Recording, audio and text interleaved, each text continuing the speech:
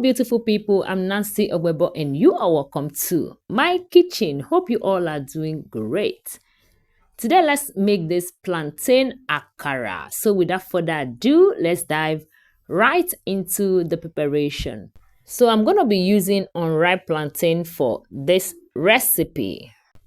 So I'll go ahead to wash, peel, and slice it into smaller size. So there are so many ways to use your plantain, and this is one method. I'd love you to try this and let me know what you think about this video.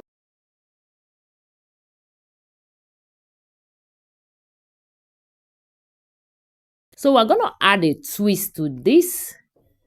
After chopping it, I'll transfer them into my blender, but first of all, let's blend our coconut. Okay, so it's gonna be a coconut plantain akara, and this you definitely love it. So the coconut was a very soft one. I just blended it till smooth. I added in my plantain, but if you don't have a soft coconut, you can go ahead to use the coconut milk. So after blending it till smooth, you know we want to do akara. So I want it fluffy. So I transferred it into this my manual whisker. And I'm going to whisk this till it is fluffy. And after that, I'll transfer it into my bowl. I'll add in onion, chili flakes. And I'm going to use fish powder. I added in salt.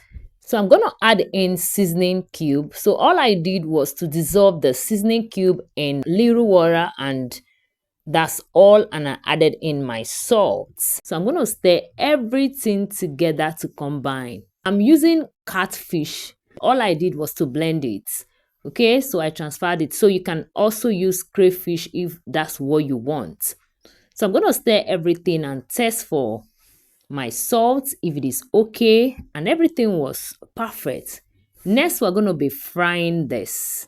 See, you will definitely love this recipe. Thank you, amazing people, for always coming back to watch me. I truly appreciate all your support, and I'm not taking your love for granted. And if you're coming across my video for the very first time, hello, you're welcome here. Here we'll make an amazing recipe that you will love. Please subscribe, stay connected, share this video to your friends and loved ones. And I'd love you to try this recipe, and I will see you in my next one. From me is bye-bye.